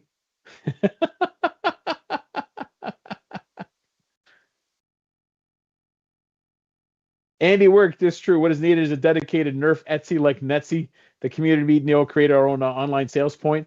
Well, see, that's the other advantage. You grow the hobby big enough where there's enough of us, someone will create that portal or that place where people can sell stuff. So yeah, things like that. Again, it all comes with growth. And obviously, like another conversation I had with Rag was the fear of expansion and then letting in people that may be kind of like toxic or bad elements into the hobby. I said, yeah, that's going to come in, but at the same time, the general feeling, consensus, or the general vibe of what the hobby is, really does push that toxic trait out. So as long as we can maintain that as being the main focus, the main drive, and the main vibe of this hobby, it doesn't matter how many bad actors or elements get introduced to it, it'll get weeded out like it has been, and it will continue to be weeded out. Now, obviously, it'll flow where sometimes it seems like they're everywhere, but then at times where they're all gone. It's just you got to ride the wave, man. You got to ride the wave. We keep doing what we're doing, and those are quickly like pushed to the side, and what we're doing will stay as the main focus. If that makes any sense to you all. Shells. Oh, someone has returned. Respawn blasters, exactly. A healthy community should chase toxic people out on its own. Yep. Don't give them a foothold. Don't let what they do affect you. We just keep doing what they're doing, and I've learned the older I get, man, the less attention you give to toxic people, as much attention you think they grab, they burn out pretty quickly and they go away because you don't give them a foothold or a box to stand on, and what they say means nothing. Don't feed the trolls. It's true. Don't feed the trolls. Then they starve and they die horrible, miserable deaths. And they will wander off to some other bridge. And go, yes, not our bridge, man. Not our bridge. All right, what do you got, man? I see a cardboard box and things. I got a cardboard box full of Moab shells and a bunch of shells. The water-soluble filament seems to take a little bit longer than I thought. Oh, have you just run them underwater, or you got some water, or what? Residue. I've got a bucket that I dumped the rest in, and I'll let it fully.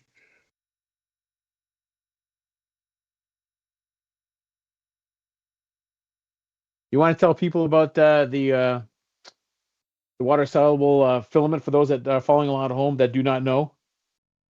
So apparently Bamboo, I don't know who else developed it, but Bamboo offers something called PVE, or PVA. Instead of PLA, it's PVA.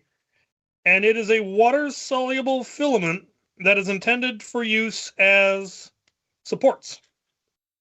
So instead of having to remove the supports the way you would normally have to, clip them off, and it often leaves straggly bits, or in this case, it prints all of the links as if they're connected. It just has supports in between each of the links. If you print that in a water-soluble filament, and rather than have to break them all apart, clean off all of that's supports one by one for all 500 shells, you just dump them in a bucket of warm water, and the filament just dissolves.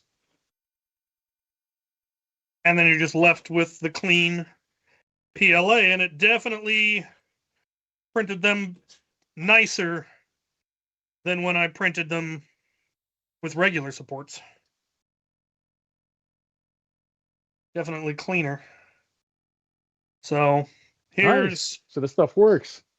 Yeah, it is expensive, but for this particular application, you don't need a lot of it. I wouldn't use it on something where you needed a lot of support, but since this is just a little layer of support between each link, it's the perfect application for it. 14. So here's 28 shells. I'll wait until the end of the video, and then I'll give the Moab a burn. Then you'll make a mess?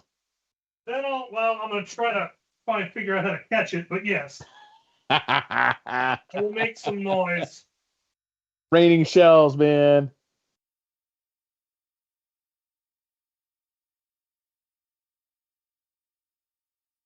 Oh, Builder BB is wondering, does the water need to be a minimum temperature for it to dissolve? No idea. There you go. No idea, the man says. I did it at warm because things dissolve in warm water faster. I'm guessing once you look at the buy on it, they'll probably recommend factory recommendations. But at the same time, it doesn't seem like there was like a big label looked saying. Looked up the instructions or watched a guide, or I could just Fill an ice cream tub with a bunch of warm water and hope for the best. An ice cream tub? Oh, yeah. Yeah, Okay. a gallon bucket of ice cream. Yeah, I got you. There you I go. get it for floats, and then when the ice cream is gone, I have a convenient bucket for putting rival ammo in. Twice the fun, man. First the ice cream, then the rival. Look at you being efficient. I got the idea from the Amazon shop that sells Rival by the bucket. Though their bucket holds more than a gallon. It's 500 rounds is more than a gallon. A gallon holds about 350 rounds. That's right. And who doesn't need that much rival? I sure do. Yeah, you do. Remind me again, what is the largest rival backpack you have now in terms of volume? 3,500 rounds. Is that the orange backpack? No, That it's the big plastic one. It's a water tank for an RV. That's right, the RV water tank one. I take your Moab and I see this. Just a man playing with a toy. Nothing nefarious. No, it's just toys here. That's all we do, man. It's about toys. Why? Because we're large children. Toys, toy gun, toy blaster. Toy stuff. Toy things. It's all about the toys. I am here for nerfing. I am, yes, what he's here for. Same. There we go.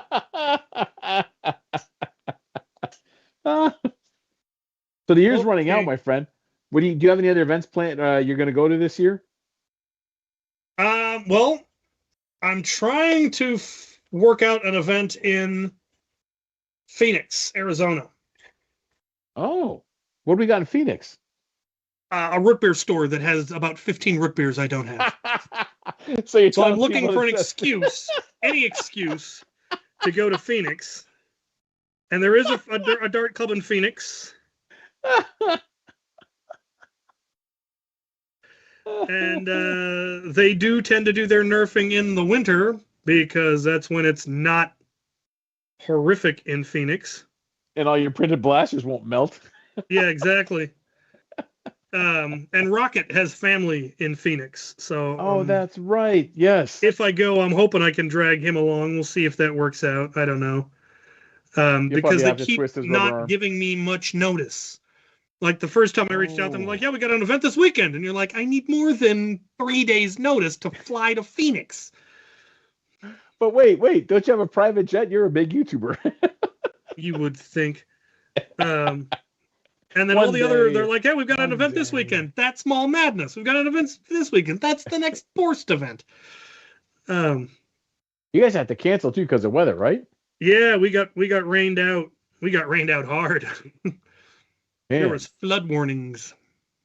Oh, wow. For the record, for those that have not been to Pacific Northwest, just because there's rain doesn't mean the event won't happen. So if they got canceled because of rain, it is rain. It's not rain. It's rain. It was it took trees down. So yeah, and borsted a lot of trees. So yeah.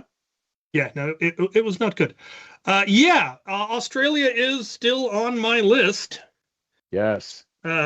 International travel is a little hairy at the moment. Wonder why. Can't imagine. Can't imagine why. Yeah. But it is definitely on my list to get to New Zealand, see Big NZ, and get to Sydney and see Judd and maybe the Melbourne folks.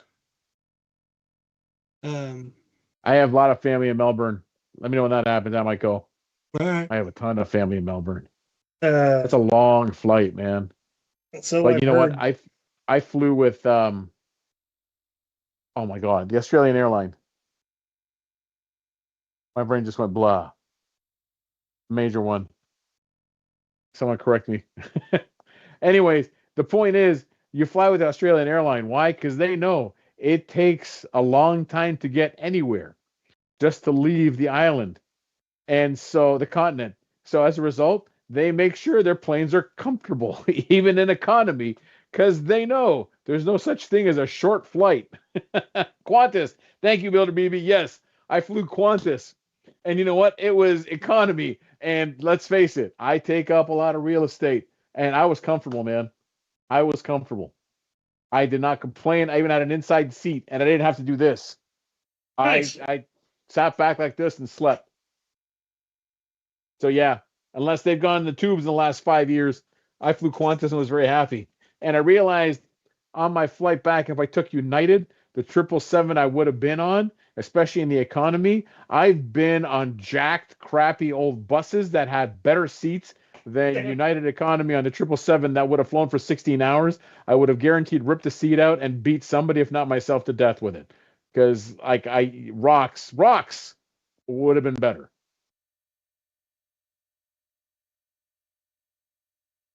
Just have. That was 5 years ago. Oh, there we go. I have no idea what it is now, but yeah, that was my thoughts then, and they were great and they were lovely, and yeah, I was happy with it.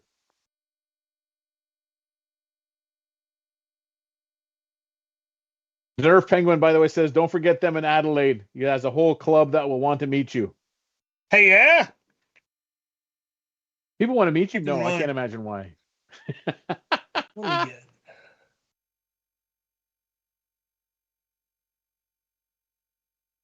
Anyway, Yeah, that's right. I'm hoping No, you and Qantas. late November, I might get out to Phoenix. We will see. That'd be pretty cool. It would be. I'm waiting for word back on some other things that are happening that month to see if I'll be available. Which reminds me, anyone that's gone, I have not heard feedback yet, but anyone in the chat that's watching along, if you went out to Goucher, feedback, let us know what you saw, what you heard. So yeah, anyone that went out to Goucher, I know a bunch of locals because we had Southern Maryland House of Nerf had its event, but then like all the more experienced players and comp players, none of them there. They all went to Goucher, but I haven't heard feedback yet in terms of how that went.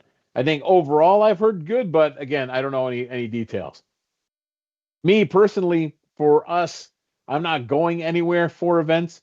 Maryland, we have a couple of big ones coming up. One is the Battle of Endor, which is a great weekend. If you're local to that, you can always reach out to one Andrew, aka Dart Sweep, because on the Friday it's usually like a shindig. That may be his house if you get an invite. Saturday is the Battle of Endor, which is all day, and it's pretty big because they actually play in a small little forest. And then on the Sunday, I think it's DMV Nerfers, so you still get a full weekend of it. I will not be here because family has planned a trip, so I have to do a family trip that weekend, which is still going to be great. I just don't get to do the Battle of Endor, which is always fun. They always usually get over 100 people, and we still get people traveling from elsewhere. And then the other one is the Thanksgiving weekend. They always do a Thanksgiving Nerfsgiving, I think they call it, but it's on the Saturday of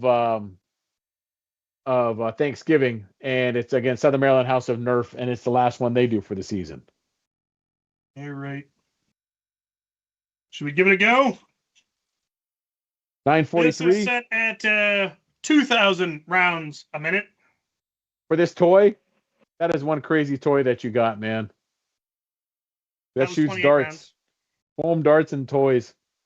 And it's a bright orange shells toy. Ejected. I caught the links. I did not catch the shells. They're not. They're what they are plastic holders for darts is what you have. They're plastic dart holders that disintegrate. Oh my. It looked like it was peeing. Come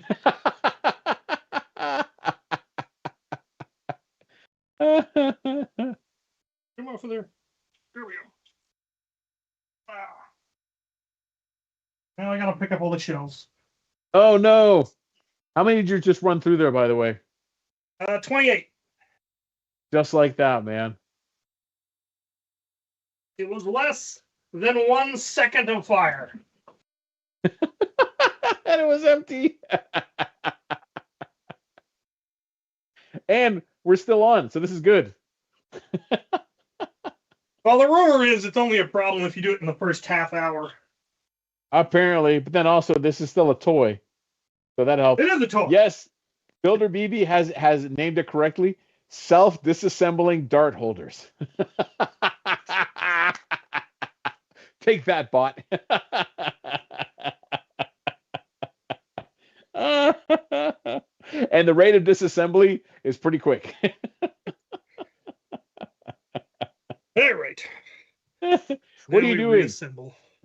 Yeah. So what you're actually doing when you pull that button on that is, it's not the words we're thinking of. What you're doing is quickly disassembling dart holders. Yes. The rate of quickly disassembling dart holders is 28 in less than a second. I love it. We now have code words. We confused some Canadians once back in my medieval recreation days. One of the cheaper ways that you could make the arrows that we used that were safe enough to shoot at each other. Yeah. They made rubber arrowheads that you could put, but they were relatively expensive. What was much cheaper at the time, because this was in the early 2000s, was 9mm shell casings. Oh. But it's hard to get your hands on 9mm shell casings in Canada. Yes. At the time, you could still buy it at Walmart. So, in the States. Yeah. So, some Canadians were coming down for a big event that we were hosting, and they asked if we could get a hold of some 9mm shell casings for them. We're like, yeah, I got 9mm. If you want, you can come by and use my automatic unloader for them.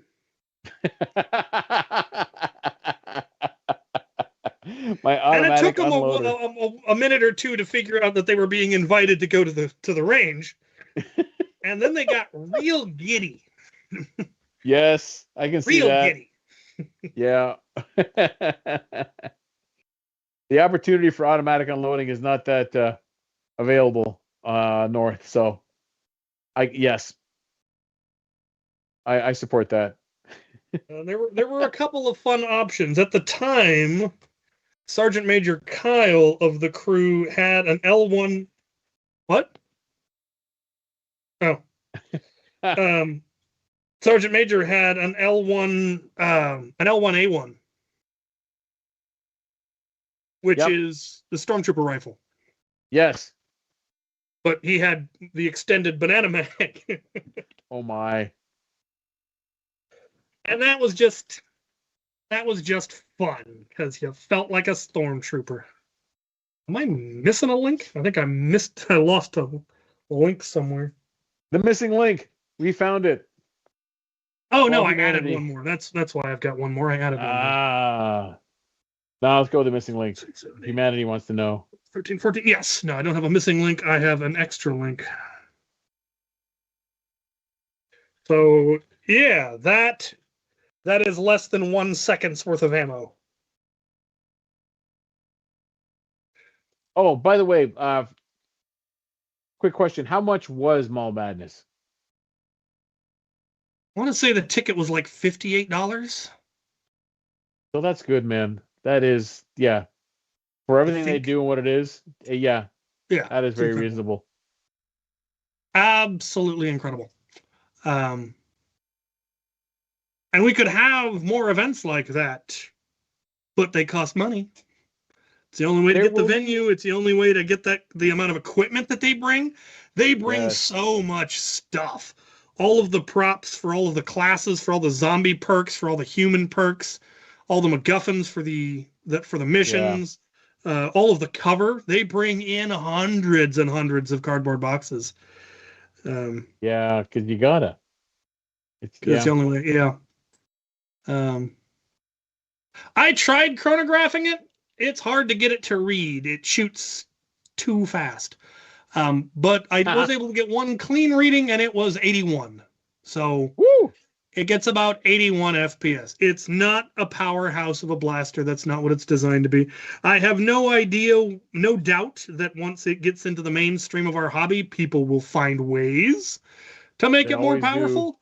But I also suspect they're gonna break a lot of their blasters. Yes. By the way, Domo has tapped out. He has made it to 250. 10 minutes before the end. Well done, brother. Anyways, Well go done. ahead, keep going. There is somebody he's not developing a Moab, but he is developing a fully automatic belt-fed Mega XL blaster. It looks like the Marines' full auto grenade launcher. It's just absurd, and I want Yes. Yeah, I'm excited for that one. That's going to be, We went the easy route. It's just brushless with a pusher.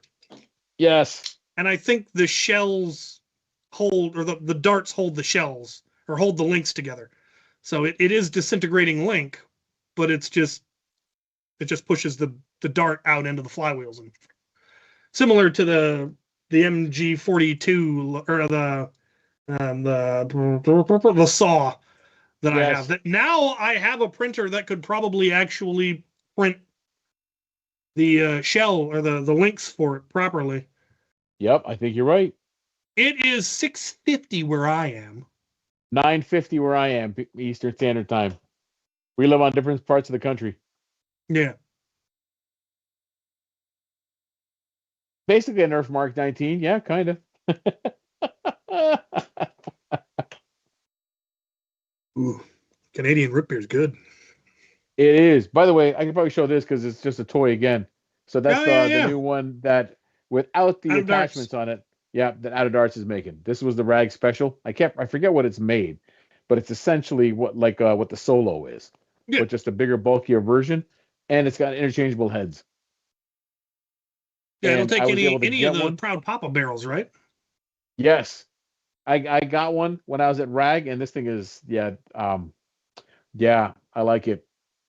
I like it. I gotta get some Proud Papa attachments for it. But yeah, I'm a fan. This works. Lately, I've been also obsessed with printing barrel sheaths for PPs, and that's what I'm doing for the X-Shot motorized PP.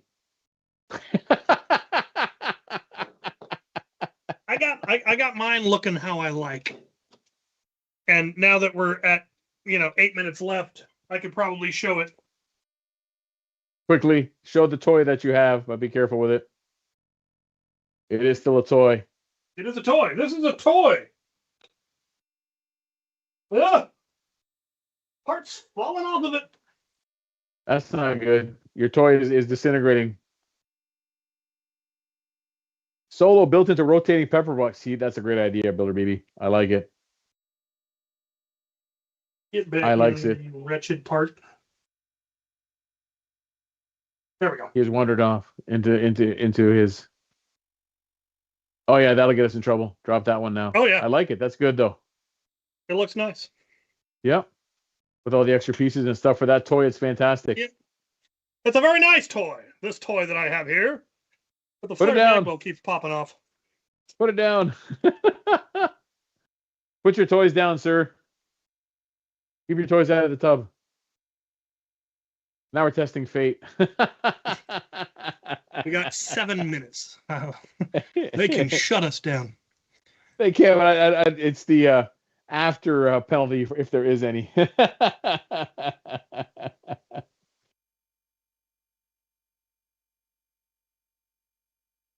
There we go. What? B&B Indoor Foam Dart Arena. Oh, yeah. He grew up in a military house overseas, so yeah, the military time is standard for him. Yep. I get it. By the way, World Series game in the back. What a beautiful catch that the left fielder for the Blue Jays just made. Who's diving? Winning? The Jays are up 3-1. Yep. The right fielder. He made a beautiful catch. Absolutely. Oh my God. Anyways, yes. Baseball, World Series.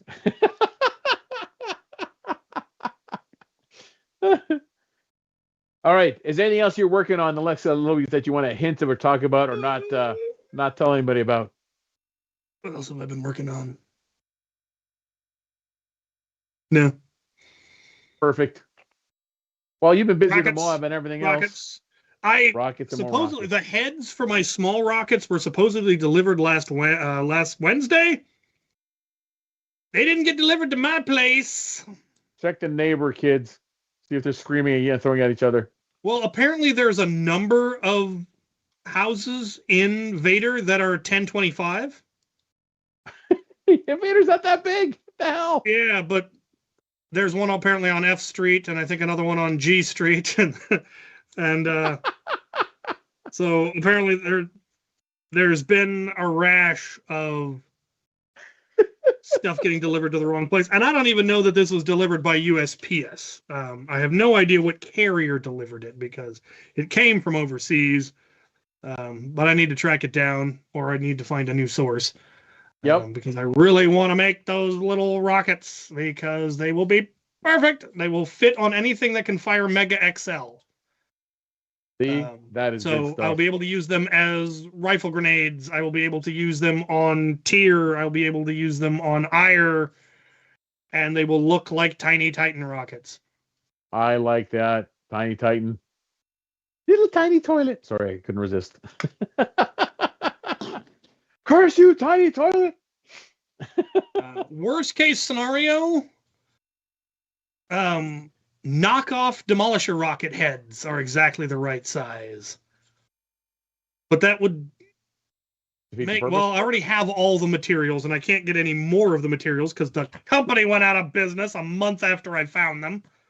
The wretches. Boo. How Luckily, dare they? I did order 25 of the bodies when I had the chance.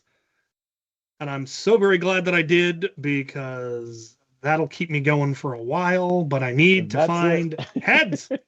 Yes. I think you got to go walk around your area and just look for little kids playing with little footballs. Well, they'll be a foam ball about that big, and they're designed to go on car antennas, so there's a hole drilled in it. There you go. Look for the dummy that put on his car. Yeah, I really should just put a post up on the town Facebook group. And hey, did anybody get sent a package of orange foam balls? Why not? They're meant for me, and I want them. Yes. You can have one for your antenna, but give me the rest of them. Oh, that's awesome. Ladies and gentlemen, we're winding down. So if you have any last minute comments or questions, quickly ask. Big salvo for $275. That is a steal, sir. Wow. Big salvo is one of my favorite old blasters. $2.75. Not too bad, man. It's a Mega XL shotgun. It fires 4 on a single trigger pull. Or individual if you pull the trigger slowly. Oh, that's awesome. Just to give people a heads up, what we have lined up. So again, next week is Andrew, aka Dart Sweep. Dart Sweep. He's got somebody, I'm not sure who, for next Wednesday. But then also the two people that we are hoping to have soon, but I just got to get scheduling. One is one casual felon from RAG. He's a lot of fun to talk to. He's going to be on the show, but we'll see if schedules line up. The other one is to have Addie from Foam Blast. Foam Blast. She is just lovely and a great ball of energy. We talked also and connected, so we're hoping to have one of them, if not both of them, on this year before calendar next year. But it's like everything else, making sure schedules line up. So we're looking to have that. There's a couple other people in the hopper that I'm going to have, maybe not as well known, but great experiences with them. But we will get it sorted and figured out. As always, if you haven't, don't forget to like and share. Please share and like. Like Andrew has said, we do now have a dedicated person working on the website, so we're actually going to have something, which is just great. Something and someday. Exciting. It's only been a couple of years.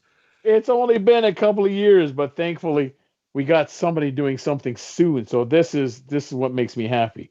The certain individual has just finished up some courses that were eating up a lot of his time, so she'd have more time to do what we're doing.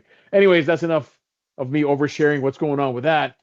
But otherwise, hit your local communities, man. Don't forget to like and share, reach out and find out people. This is a great hobby. Don't be afraid or ashamed to share it, man, because what we do is great things, and deep down they all want to do it. Even if the first reaction is, you play with Nerf guns? Yeah, because then the second one is, can I play? Yeah, thank you. That's what I thought. On that note, Cap, do you have any final thoughts for this week? Moab shells. Too many Moab shells. Too many shells. Ladies and gentlemen, with that, man, be good to one another. Don't forget to go fling some foam. But do me a favor, man. Get off Get my off my lawn. lawn.